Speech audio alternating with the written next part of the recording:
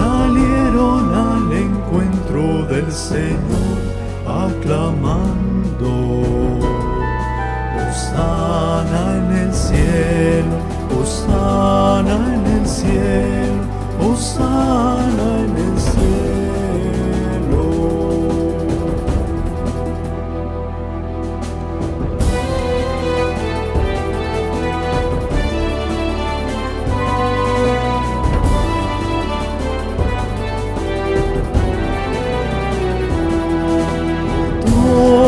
Abrí los dinteles, que se alcen las puertas eternas.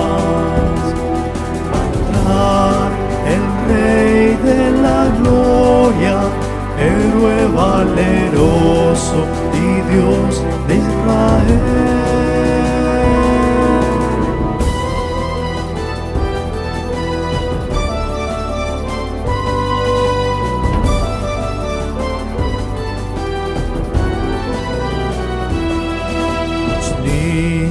Hebreos llevando ramos de olivo salieron al encuentro del Señor, aclamando: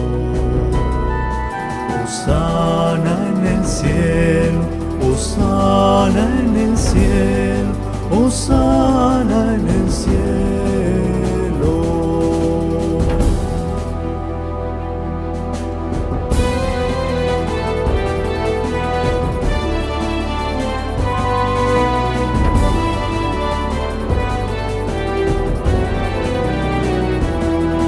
Les saluda Giovanni Duffer desde la ciudad de Nueva York con un programa de Lasallistas en el Mundo. En esta semana me encuentro con un invitado muy especial, el padre Jaime Cedeño, de la promoción 29 del glorioso Colegio San José La Salle de Guayaquil, Ecuador.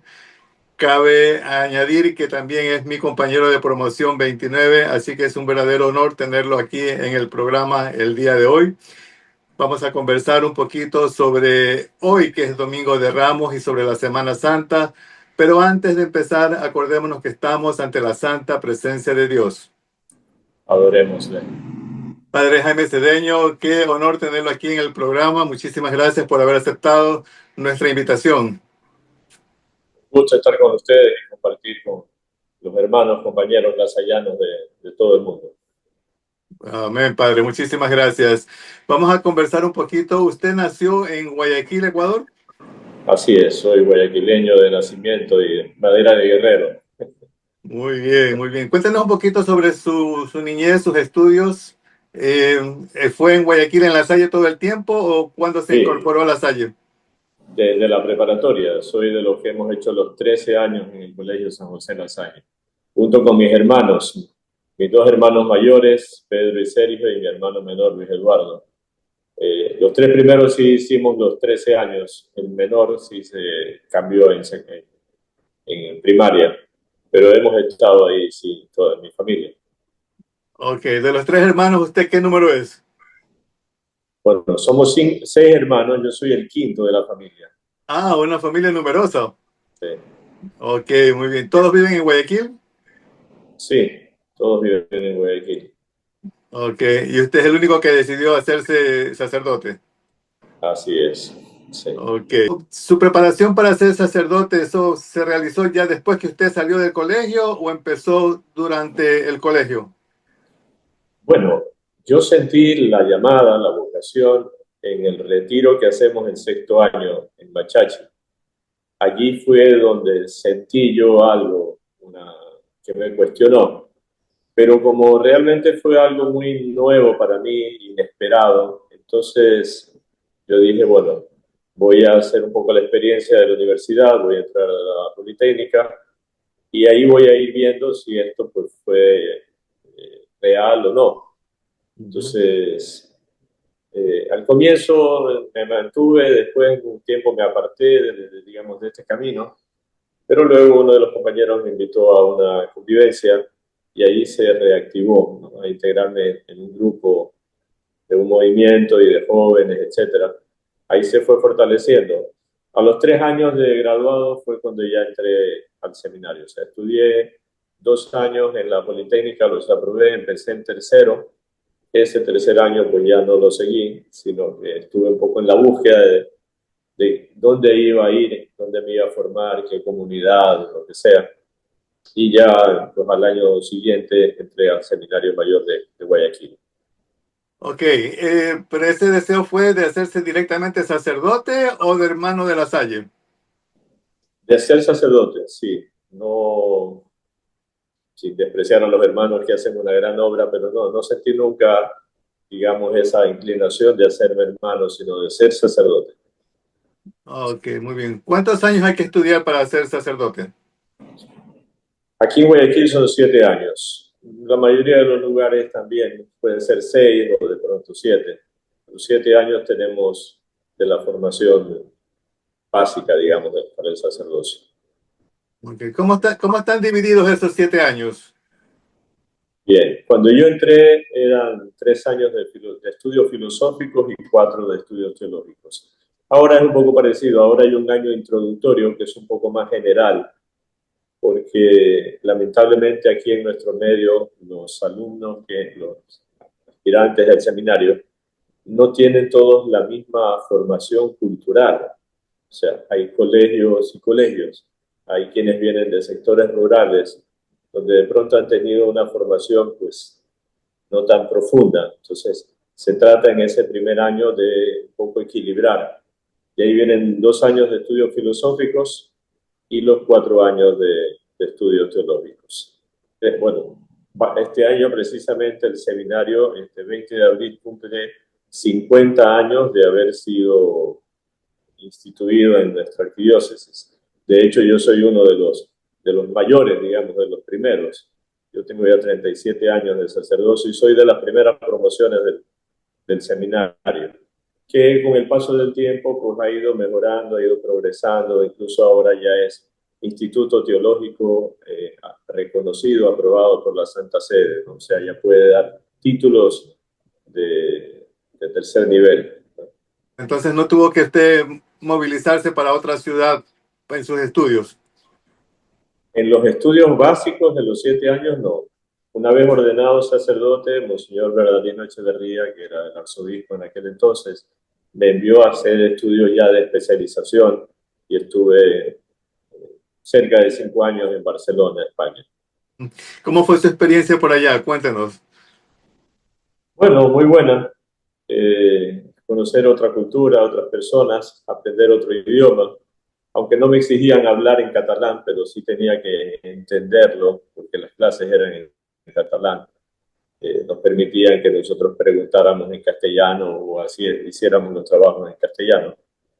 Pero sí fue una experiencia buena. Creo que pues algo de compartir en las vacaciones con parroquias de allá de España y hacer actividades con los jóvenes, los campamentos de verano, etcétera, diversas actividades, sí, muy enriquecedoras. Fue una experiencia bonita.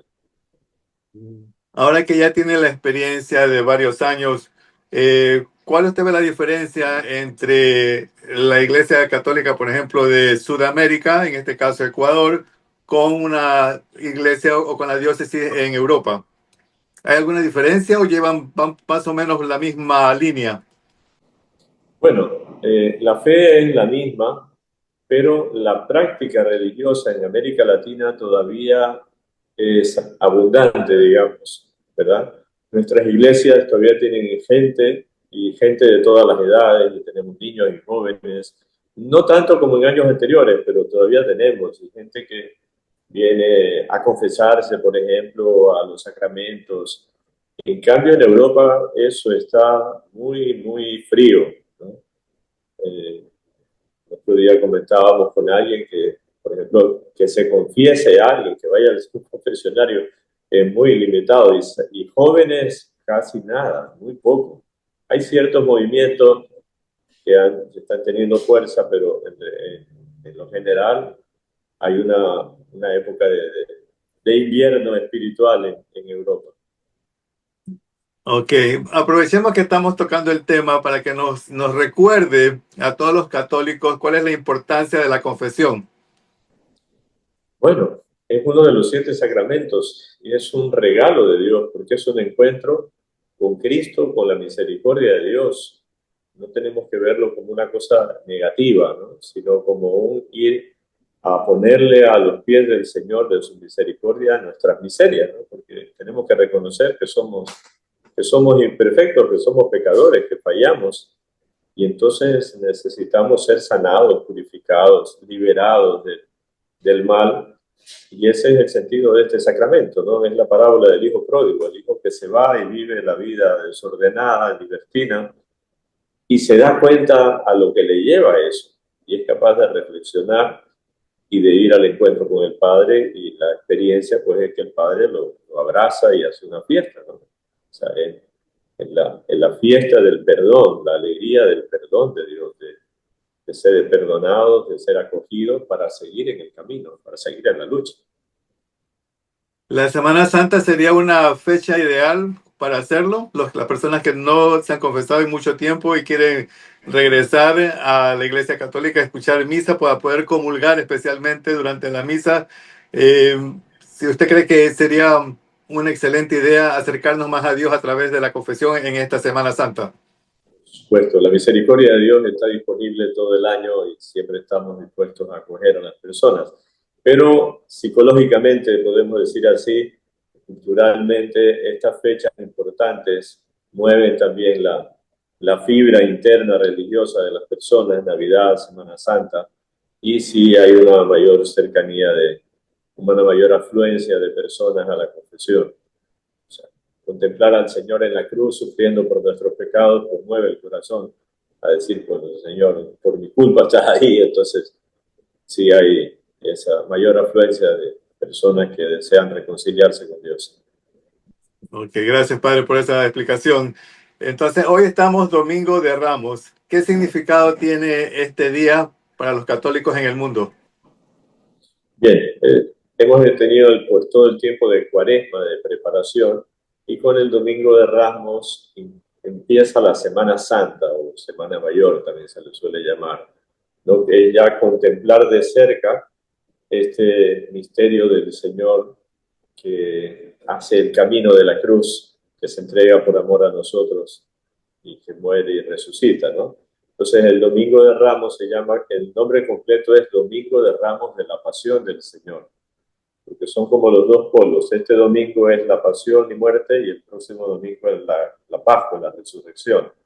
Entonces recordamos primero la entrada de Jesús en Jerusalén, donde es aclamado por la gente sencilla como Rey Mesías, y entra pacífico pues, en el burrito, ¿no? Pero inmediatamente en esta misa del Domingo de Ramos leemos el relato de la pasión del Señor.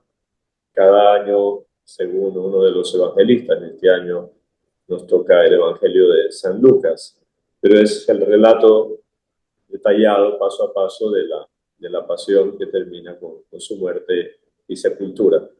Para ya luego durante la semana se va como desdoblando paso a paso y concluir con la Pascua el próximo domingo. Ok, acaba de mencionar el Evangelio de San Lucas que toca este año. Y ahora le voy a preguntar, para los muchos católicos que no sabemos, vamos a la misa, escuchamos las lecturas, la primera lectura, la segunda lectura, el Evangelio, pero nunca nos preguntamos, por lo general, cómo, de qué manera la Iglesia Católica escoge esas lecturas.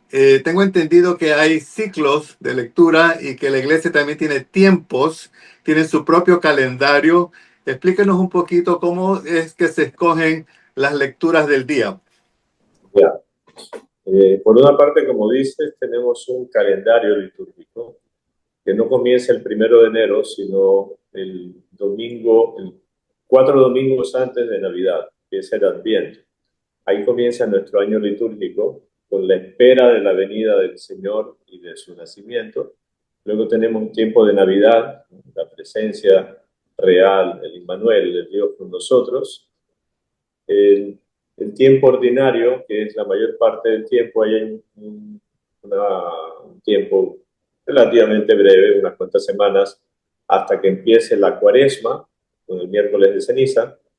es el tiempo de contemplar, de prepararnos como penitencial de la pasión del Señor. Luego viene el tiempo de Pascua, que son 50 días de fiesta, de celebración, porque Cristo está resucitado, está vivo, está glorioso, está con nosotros. O sea, es la victoria del amor sobre el pecado, sobre la muerte. Y el resto del año es también pues tiempo ordinario, que es, digamos, vamos siguiendo la enseñanza del Señor sin fijarnos en un aspecto específico, ¿no? Como es en los tiempos que he mencionado, Adviento, Navidad, Cuaresma y Pascua. Entonces, en estos tiempos litúrgicos, la distribución de la Sagrada Escritura se hace para los domingos en 3 ciclos, ciclo A, B y C. Entonces, cuando toca ciclo A, leemos San Mateo, cuando toca ciclo B, leemos San Marcos, y en el ciclo C, San Lucas. Y así sucesivamente, o sea, el próximo año 2026 volveremos a leer San Mateo. El Evangelio de Juan se lee sobre todo en Cuaresma y en Pascua. Los domingos de Cuaresma y Pascua tiene ahí algo específico, ¿no? Eso en cuanto a los domingos. En los días de semana hay 2 ciclos que son par e impar. Entonces las lecturas del 2025, pues las impares, el 2026 las pares. Y así se ve una gran parte de la Sagrada Escritura. No es íntegra, pero sí lo más importante.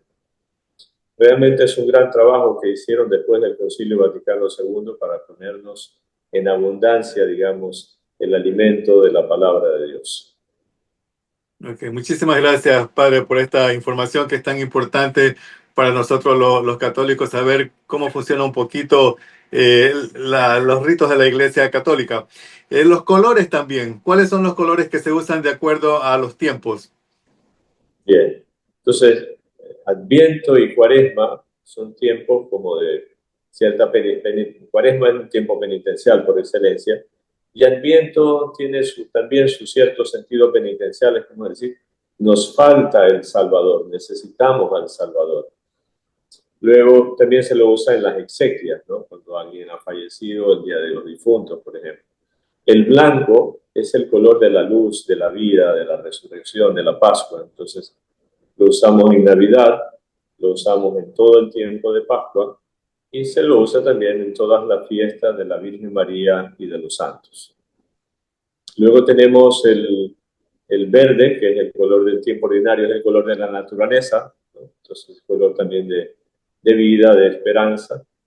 Y el rojo, el color por una parte del fuego o también de la sangre. Entonces se usa el día de Pentecostés, se usa en las confirmaciones, o el sentido de la sangre se usa el Domingo de Ramos, que es de la Pasión, el Viernes Santo, de la muerte del Señor, y en las celebraciones de los mártires, es decir, los cristianos que murieron por su fe. Esos son los 4 colores. Y ahí existe para 2 días del año el color rosado, que es como atenuar el morado, el tercer domingo de Adviento y el cuarto de Cuaresma, pero es opcional. Y incluso está como opcional donde se quiera usar el negro para las exequias. Bueno, casi no se usa, pero está también como una opción. Esos son los colores litúrgicos.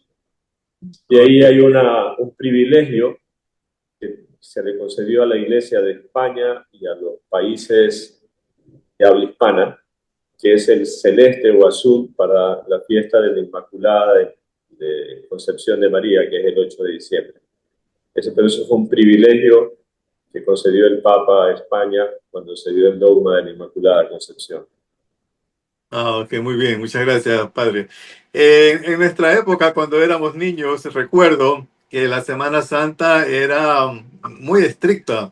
Se prohibían muchas cosas, no se podía escuchar música, o por lo menos no en alto volumen, no se podía barrer, en Viernes Santo no se podía bañarse, no se podía comer carne.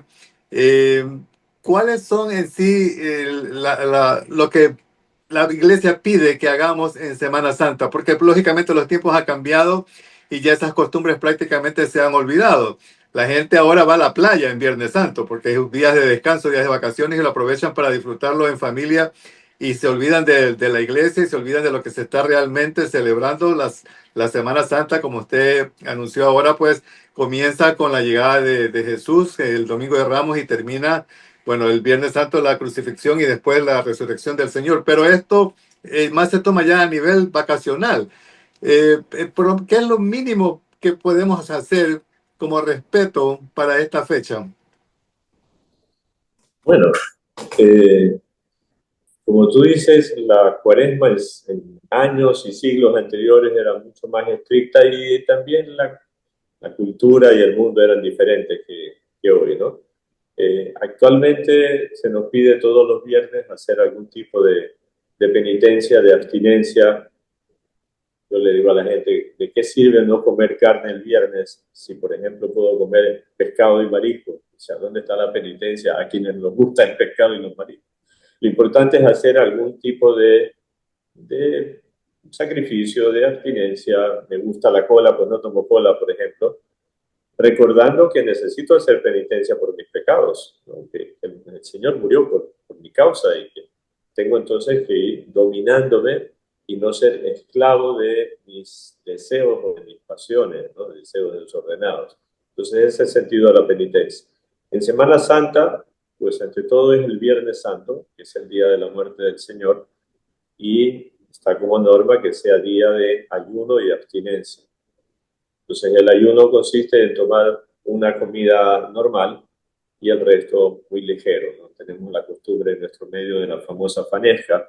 Bueno, pues se come fanesca y precisamente el origen de la fanesca era eso, tener una comida nutritiva porque era la única del día. Y luego, bueno, pues ahora puede haber otras dos, pero ligeras, ¿no? Y ese día sí, pues también hay abstinencia de carne, o sea, es un día penitencial. Quien se va a la playa, pues, bueno, quizás no tiene la fe tan arraigada, ¿no? O sea, el sentido de que el Señor murió por mí. Es un día que puedo dedicar un poco al silencio, a la reflexión, a la oración, participar de un Vía Crucis, tanto los comunitarios que hay muy populares, ¿no? Como a nivel personal, ¿no? Yo me acuerdo de niño con mi mamá, íbamos a la iglesia y rezábamos el Vía Crucis. Ya después yo me iba integrando pues, a los Vía Crucis de las parroquias, que ya va mucha gente, ¿no? Y es un día así de silencio, no es un día de fiesta, ¿no? Como digo, eso depende ya del nivel religioso, espiritual de cada persona. Así es. Mencionó, padre, la fanesca. Para los que no sepan, porque este programa lo ven en otros países también, es un plato típico ecuatoriano que se prepara a base de granos, de frijoles, con pescado salado. Es un plato típico para el día de Viernes Santo de Semana Santa. Claro, ese es el día propio. En Guayaquil tenemos una parroquia que se llama Cristo del Consuelo, donde se hace una procesión multitudinaria con miles de personas que tienen esa fe y esa esperanza todavía en Jesucristo, aparte a diferencia, perdón, de las personas que acabamos de mencionar que se van a la playa, miles van también a esta procesión. ¿Aún se continúa con esa tradición de la procesión del Cristo del Consuelo en Guayaquil? Así es, eso es algo que está profundamente arraigado en la fe de nuestro pueblo y son cientos de miles de personas los que van. Uno ve las fotos y ahora que existen, por ejemplo, los drones, es impresionante ver el río de gente, cuadras, cuadras, cuadras. Es gigantesco desde la salida de la iglesia del Cristo del Consuelo hasta un parque que hay actualmente que se llama Parque Viernes Santo, donde hay una estatua muy grande de Cristo crucificado, ¿no? Entonces, hacia allá se dirige la procesión y suele ir nuestro arzobispo. Ya tiene pues toda una logística de preparación y de colaboración de las instituciones, de la policía, defensa civil, la comisión de tránsito, los bomberos. Hay días que hay mucho sol, entonces los bomberos bañan a la gente rocían con agua por el calor terrible que a veces hay. Salen a las 7 de la mañana, pero igual esa multitud se demora 3 horas hasta llegar. Es realmente algo maravilloso que nos llena de mucha alegría, mucha emoción ver esa fe que existe en Ecuador en la Semana Santa, ¿no? Es realmente algo muy impresionante ver esa cantidad de personas que salen a esta procesión del Cristo del Consuelo. Yo estoy seguro que muchos otros países lo tienen también, pero lógicamente estoy conversando ahora con el padre Jaime Cedeño de Guayaquil, Ecuador, y nos está contando su experiencia desde allá, desde la ciudad donde él reside. Padre, como usted mencioné al comienzo del programa, usted es de nuestra promoción 29 del Colegio San José La Salle y tengo unas pocas preguntas de unos compañeros que quieren hacerle para saber su opinión. La primera es, si usted no hubiera sido sacerdote, ¿qué le hubiera gustado ser y por qué? Bueno, a mí en el colegio siempre me gustó y tenía por don de Dios facilidad para las matemáticas, para la física, por eso me gradué de FIMA. Y entonces, bueno, el colegio estaba discerniendo si arquitectura, ingeniería o qué sé yo. Ya después me dirigí a la Politécnica y mi deseo fue estudiar ingeniería electrónica. De hecho, bueno, hice el ciclo básico y comencé el tercero inscribiéndome en esa área, ¿no? Ya ahí fue cuando ya la vocación fue más fuerte y ya dejé la universidad. Ah, ok. Oh, por eso fue a la Politécnica. Claro, claro, claro, sí. Ah, Era, muy bien. bueno, me gustaba mucho las matemáticas, la física y pues sí, Ujú. Dios me dio algo de capacidad para eso. La siguiente pregunta es, ¿usted está de acuerdo o estaría de acuerdo en que los sacerdotes se casaran también? Que hubiera ese cambio. ¿Hay algo que se menciona en la Biblia con respecto a no permitir a los sacerdotes que se casen? Bien, en el Nuevo Testamento se dan las dos opciones, ¿no? Habla San Pablo en la carta a Timoteo, a Tito, de los presbíteros y de los diáconos que son casados. O sea, lo habla claramente y no se niega. Y se mantiene incluso así en la iglesia de los ritos orientales, pero no es que un sacerdote se casa, es que un hombre casado puede ser preparado y ordenado sacerdote. No, no es al revés, ¿verdad? Pero entonces también en el Nuevo Testamento, desde el Nuevo Testamento se da primero el testimonio de Cristo, que se entregó totalmente a la obra del reino de Dios. Luego San Pablo también lo reconoce, ¿no? Quisiera que todos sean como yo, pero bueno, cada uno tiene su carisma, unos en matrimonio y otros.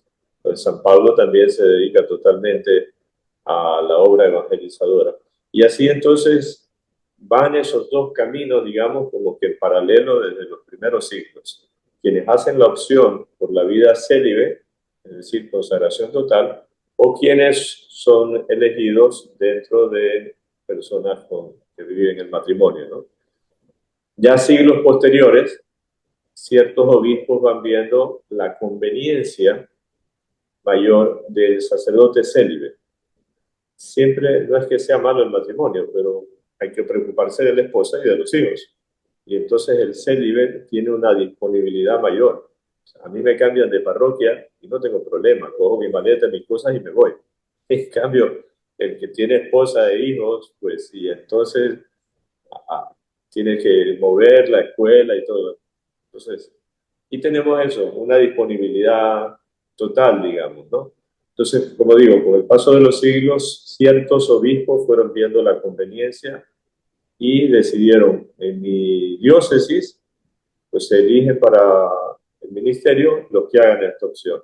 Hasta que llegó un momento en que se hizo ya universal, como una decisión de la Iglesia Latina Occidental. Como digo, en la Iglesia Oriental se mantiene todavía las dos opciones.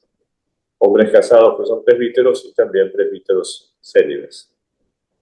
Ok, gracias, padre. Y la última pregunta es, y tengo muchos lasallistas en México que nos están viendo y les va a interesar esta pregunta también.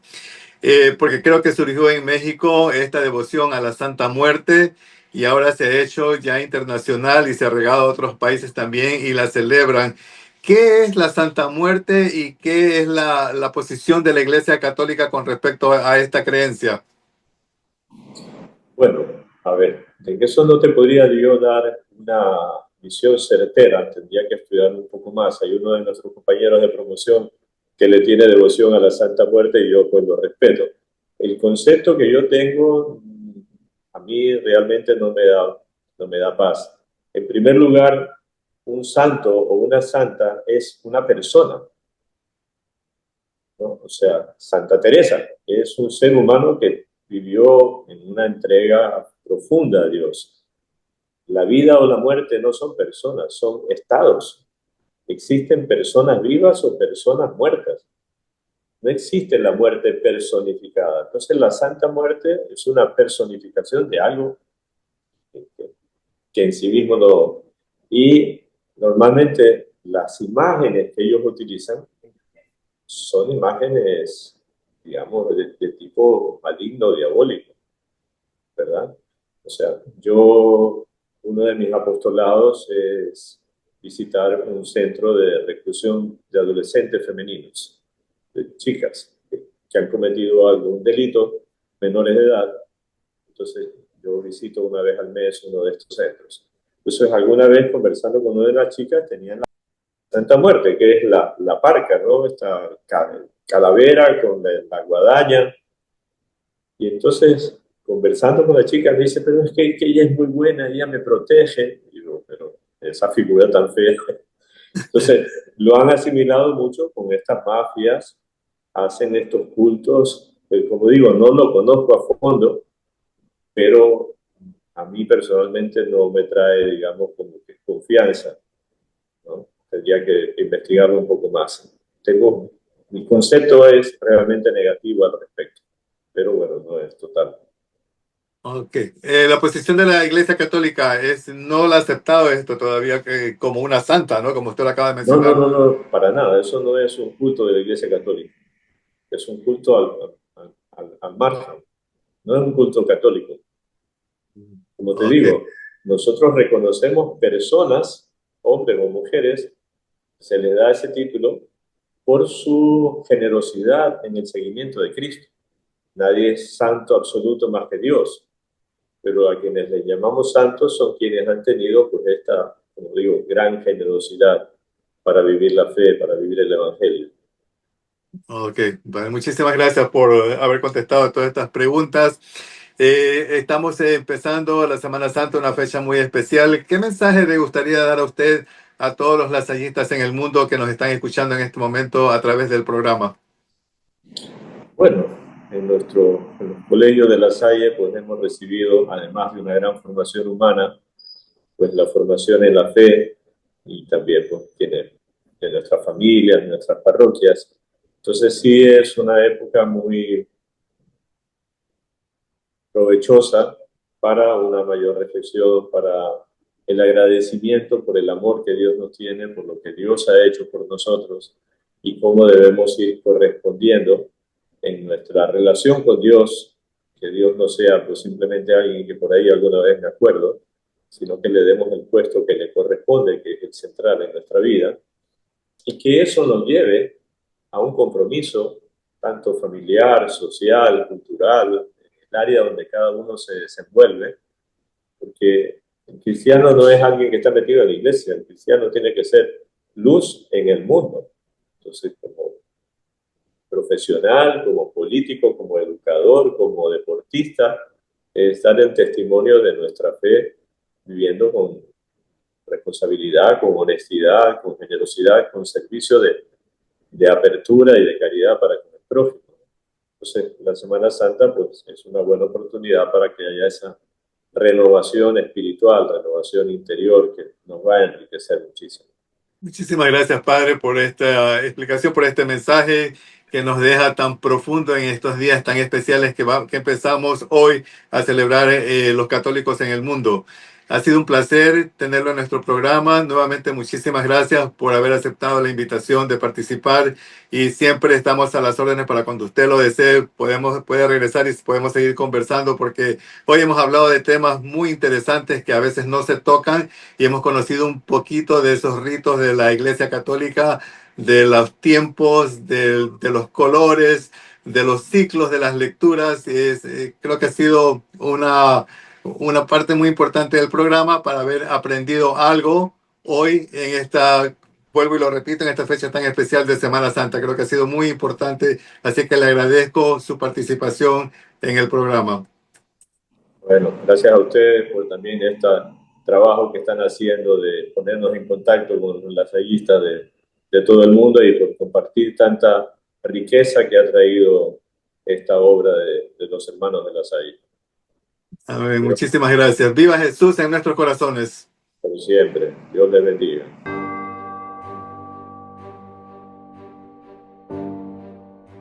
El Viernes Santo la Iglesia conmemora la pasión y muerte de Jesucristo, que inició desde la noche del jueves, cuando Judas lo traicionó con un beso y lo entregó a sus enemigos. Jesús fue llevado ante el sumo sacerdote Caifás y ante el Sanedrín, máxima autoridad entre los judíos.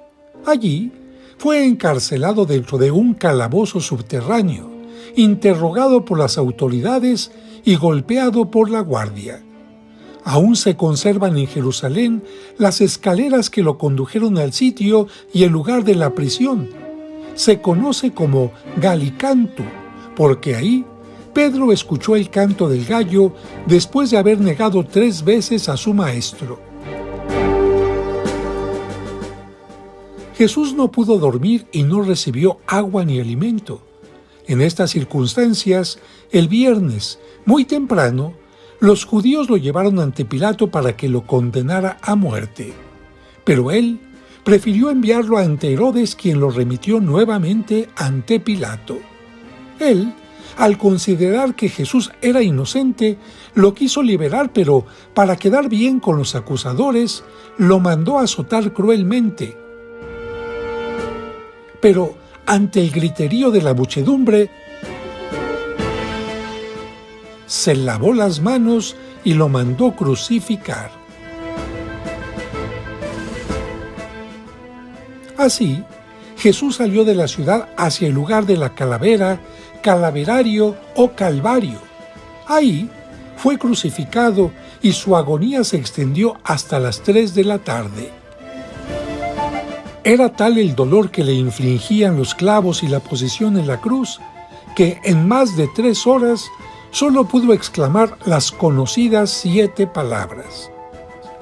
Y a la hora de nona, las 3 de la tarde, murió entregando el espíritu. Por esta razón, entre las 3 y las 5 de la tarde, la Iglesia realiza la conmemoración de la pasión y muerte. Es el único día del año que en ninguna parte del mundo se celebra la misa. Como señal de duelo, en la iglesia no se tocan campanas. En su lugar se utiliza la matraca. El sacerdote entra en silencio al templo y se postra en el suelo pidiendo perdón en nombre de la humanidad. Luego se hacen las lecturas, especialmente la de la Pasión de Cristo. Se hace una larga oración por las necesidades del mundo y se hace la adoración a la cruz, en la que, más que adorar el leño, se reconoce la entrega amorosa de Jesucristo para el perdón de nuestros pecados. Posteriormente, se da la comunión a los fieles y así concluye la liturgia.